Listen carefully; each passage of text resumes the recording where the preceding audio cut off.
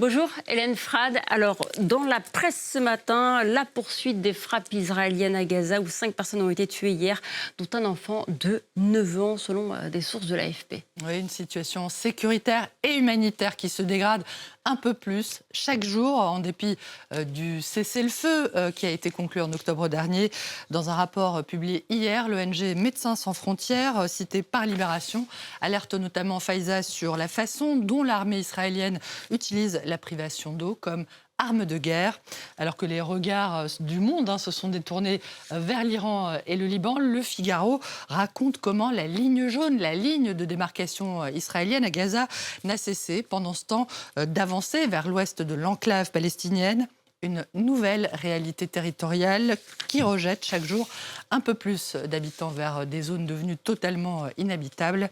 Plus que jamais, les Gazaouis, on l'entend, se retrouvent pris en étau entre d'un côté l'armée israélienne et le Hamas qui a profité de la soi-disant trêve pour réaffirmer son contrôle sur l'enclave. Selon Le Figaro, le quotidien affirme que le mouvement islamiste a recruté de nouveaux cadres administratifs tout en cherchant à faire de l'entrisme dans la nouvelle gouvernance qui a été promise par l'administration Trump.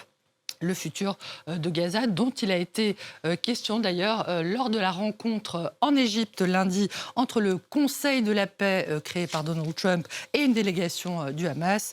But de cette rencontre, mettre en œuvre la deuxième phase du plan Trump, dont Libération rappelle que cette phase prévoit notamment donc, le retrait israélien de Gaza, mais aussi le désarmement du groupe islamiste qui se retrouve plus isolé que jamais du point de vue diplomatique, à cause, là encore, de la guerre au Liban et en Iran. La presse internationale revient sur la visite du roi Charles III qui se déroule en ce moment aux États-Unis. Le Guardian revient sur son intervention hier face au Congrès, un plaidoyer en faveur de l'union entre le Royaume-Uni et les États-Unis en ces temps de désunion. Le discours royal qui a soigneusement évité les sujets qui fâchent, contrairement aux dessinateurs de presse. Chapat pour le quotidien suisse Le Temps montre une manifestante du mouvement No Kings et qui dit, ce mouvement qui est opposé à la dérive autoritaire de Donald Trump, qui dit au roi Charles que non, c'est pas pour lui, enfin contre lui. Et Morton Morlon pour The Times qui ironise sur le special crush américano-britannique. On est tellement proche, dit Donald Trump à propos du roi Charles, que son Premier ministre a des problèmes pour avoir embauché l'ami d'un de mes amis et de son frère.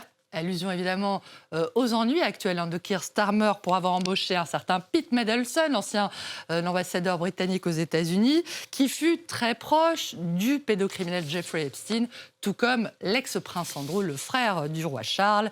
L'affaire Epstein, qui a en revanche évoqué fort peu diplomatiquement le nouvel ambassadeur du Royaume-Uni aux États-Unis, le successeur de Pete Mendelsohn. Donc, le Financial Times fait état de la fuite qui tombe donc assez mal d'une conversation qui aurait été enregistrée en février dernier où Sir Christian Turner estimait, je le cite, extraordinaire le fait que le scandale Epstein n'ait touché personne aux États-Unis et déclarait ne pas aimer précisément cette expression de relation spéciale entre Londres et Washington, la seule relation spéciale des États-Unis étant selon lui avec Israël, probablement davantage qu'avec le Royaume-Uni.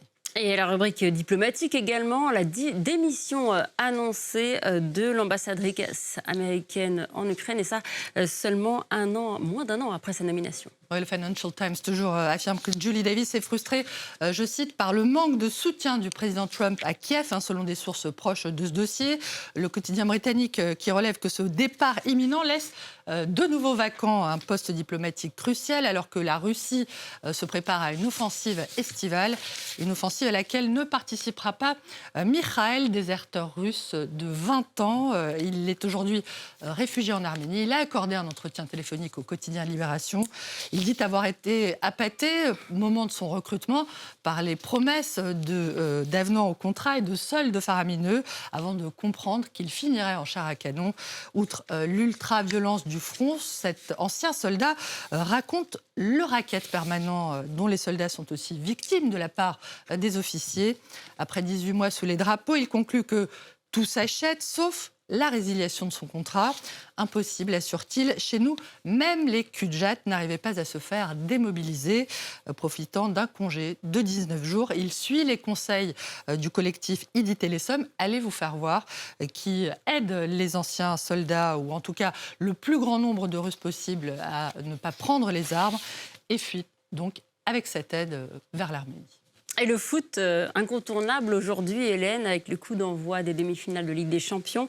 Alors, il y a un premier vainqueur qu'on n'avait pas vu venir. Oui, ces logos, en tout cas, sont partout, dans les stades, sur les maillots des joueurs. Le Monde revient sur le coup de marketing absolument inédit de Visit Rwanda, le sponsor associé aux 4 demi-finalistes de cette Ligue des Champions. Le PSG, le Bayern Munich, l'Atlético Madrid et Arsenal. Le journal raconte comment la marque est mise au service de la stratégie dite de soft power du président rwandais Paul Kagame. Il est au pouvoir, on le rappelle, depuis 2000 et son objectif, c'est de nettoyer l'image de son pays, accusé de réprimer les droits humains, mais aussi de mener une guerre dans l'est de la République démocratique du Congo, aux côtés de la rébellion du groupe armé AFC M23. Voilà pour le côté coulisses, ma foi, assez peu reluisante parfois du football. Côté pelouse, en revanche, c'est une autre ambiance, en tout cas du côté du PSG, qui a offert hier soir un spectacle, vous l'avez dit, époustouflant face au Bayern Munich, qui a battu 4-1 en match aller, le spectacle d'un football total, d'après l'équipe. Le quotidien sportif rend un vibrant hommage à ce monument hystérique. Merci pour ce moment. Et merci à vous, Hélène Fradon.